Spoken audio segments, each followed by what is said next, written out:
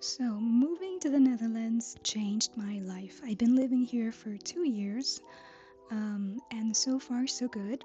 But there's some things that no one ever warned me about when I moved here, such as, for example, the Dutch housing crisis, or the fact that some, let's say, technicalities on mandatory health insurance, which led to surprises, but also how the Dutch system taxes work, and a couple of weird perks. So if you're moving to Netherlands, this video might be for you, and these are the things I wish someone had told me before I moved here. So my story. When I first moved to the Netherlands, I thought, okay, or rather when I first thought about moving to the Netherlands, okay, I got the job, hard part done. I was so wrong.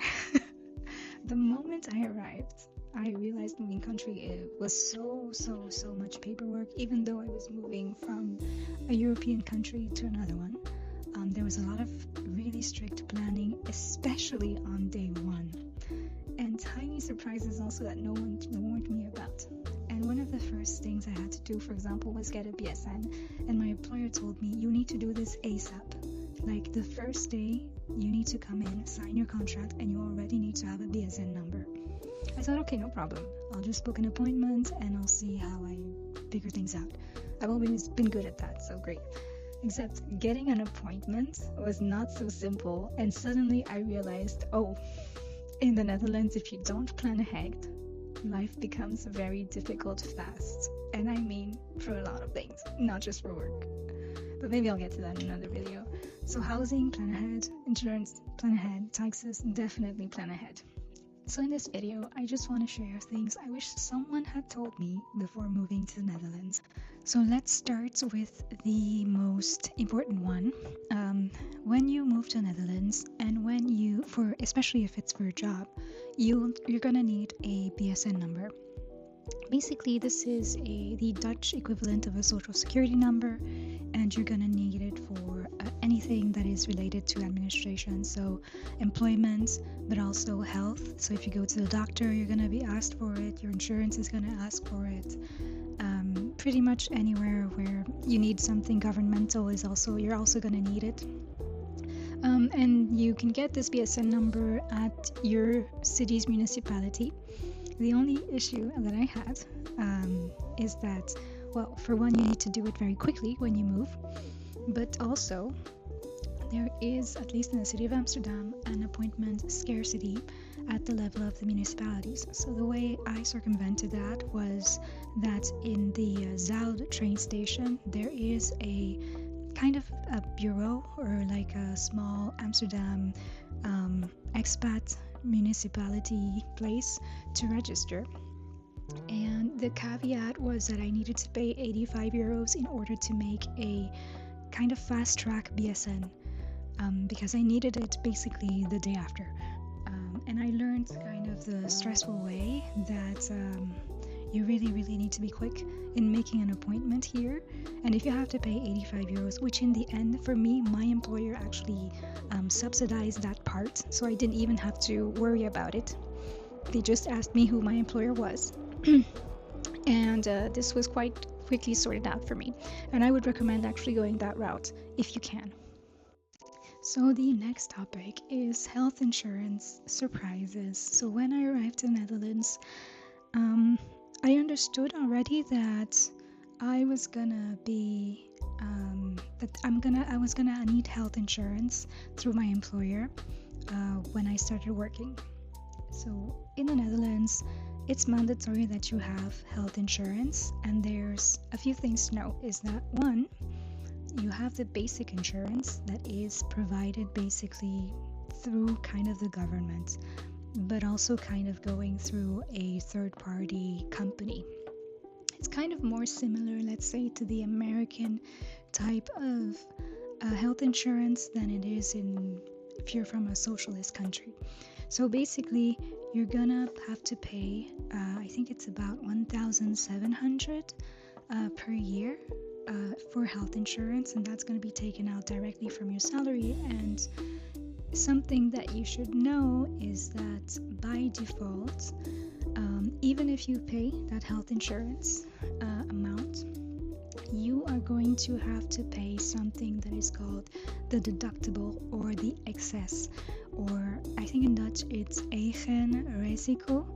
Sorry for the mispronunciation, but basically, so by default, this is like 385 euros, and it means that, let's say that you go to the hospital or you go multiple times to the doctor, you are going to have to pay every bill from the doctor up until you reach 385 euros, and then the government or let's say the third party company that you get your health insurance from is gonna start covering the rest. And this is important. And the next part of the health insurance scheme in the Netherlands is that you can also have extra coverage, which is through usually an insurance company. And for this, like, it's more dental or like additional benefits. Like if you're somebody that goes through a therapist or something, or like a physical therapist, well then you may want to pay for extra coverage. So that's it for health insurance. The next big topic, the Dutch housing crisis. Yay! So basically, when I moved here, the Dutch housing crisis was not as bad as it is today. Just to give you some examples, not too long ago, there was the University of, I believe, Utrecht, that basically made an announcement that their parking lot was going to be used to have students that were currently homeless be able to put up some tents so that they could just study in that university. The issue with the Dutch housing crisis here is insane, and I recommend that if you're moving here, you consider starting 3 to 4 months in advance looking for your place. The competition here is insane, and this also means that landlords are able to ask for insane documents, but also have insane requirements and insane cost of the rent. There's a lot of scams as well. There's many people that have complained to me about being scammed the first time they were looking for housing in the Netherlands, and it is a huge stress. Basically, you need the BSN number and you need to be registered physically as living somewhere here in the Netherlands. They go together to be able to work here. So you may want to consider for temporary housing if anybody allows you to rent something and register here. But this is something that nobody prepared me for. And I think that now, with the Dutch housing crisis becoming every year that I've been here worse and worse, whether it's to rent or to buy, this is something you really need to be prepared for. And so plan ahead, seriously. The other topic I wanted to cover is about something called the 30% ruling. So this is actually a tax advantage in the Netherlands if you are an expat that is highly skilled. So if you're migrating to the Netherlands and you're highly skilled, meaning that you have like a PhD, a master's, or whatever, you live 150 kilometers away from the Netherlands, then you get this tax advantage called the 30% ruling, which basically states that above a certain threshold, you will be paying fewer taxes on your earnings, so on your salary. And this is quite nice. It was a way that the Netherlands used to want to attract highly skilled migrants to this country to have them working here. But the thing I think that is not very clearly stated to expats when they come here is that this also comes with some downstream effects that are important to understand. So for example, you are basically paying full tax on a part of your salary, and there's another part where you're paying less. So then this means that it affects your unemployment benefits. It also affects, for example, your pension if you your government pension, the AOW basically. So it's important to understand kind of what you're getting into. Yes, it's beneficial, but you also will not benefit as much of the other advantages that people have. The next part is exactly about that. So it's about the unemployment realities. So, something I think that I didn't understand well before moving about unemployment is that in the Netherlands, so just to give some context, in France, when you work, the number of years that you work are kind of linked to a certain amount of unemployment that you pay for every time you get a paycheck.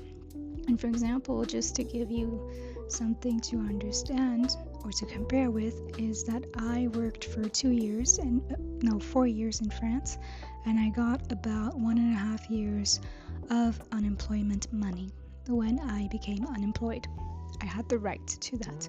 In the Netherlands, when you start working, you have the right to 3 months. And this is, I believe, after working 3 months full time for a company. And then, for every year of work that you complete in the Netherlands, you get 1 month more of unemployment. So should you work, I don't know, maybe 4 years, so that's 4 plus 3, 7 months. Yeah. Another thing I think that is important to cover are how taxes might differ in the Netherlands versus your home country. So Netherlands taxes were, Netherlands taxes things that I didn't even know could be taxed, because where I'm from, like, you don't tax some of these things. So yeah, of course you have taxation on anything that is a revenue, so that's pretty standard, right? Your salary, your investments. In France, you can also pay taxes on some savings accounts. But here in the Netherlands, you also have taxes on what you own. So for example, if you own a property, then you'll pay taxes on the value of that home. Or you will pay taxes on your checking accounts. So if you're somebody that has decided, okay, I'm not putting my money in a savings account, I'm just going to leave it in my checking account, I'm not going to make money, well, you're still going to have to pay taxes on that. Basically, what the government does is that they take a snapshot of whatever's in your bank account on January 1st, and you're taxed on that part as things that you own. So you do need kind of some planning ahead, because you're gonna have to declare what you owned on January 1st every year that you declare your taxes in the Netherlands. Another thing that is actually quite positive about the Netherlands, which was weird and I didn't know about it until I got here, but in the Netherlands there's this huge culture of cycling, of being rather green when it comes to basically transport. And so in the Netherlands, the government encourages people to cycle to work by paying them actually per kilometer that they travel to work. So for example, I think that this year it might be 0.23 cents. No, sorry, it's 23 cents per kilometer, I think, this year, or 24 cents per kilometer. And this is something that is like super beneficial. I think the first year I came here, I made like almost 100 euros extra. And it's not tax free, I believe, if memory serves. You do pay taxes on that, but it is something like a little bonus. It was kind of nice to see, like, if you declare having come by bike to work such and such kilometers per day, then you got a little something extra in your salary. That was cool. And kind of off topic, but something that I feel is important to know is that, you know, in the Netherlands is known for being a country where you've got a lot of rain, right? You think about the Netherlands and it's like, okay, rainy place, windy place, people cycling. But something that no one talks about is that the Netherlands is also one of the countries with the highest rates of skin cancer. And actually, you'll have several cities in the Netherlands that in the summer will have sunscreen campaigns. So this is something to actually keep in mind. It's like, okay, just because you move to the Netherlands doesn't mean that you get to skimp out on the sunscreen. Yeah. just something I thought was kind of nice to know.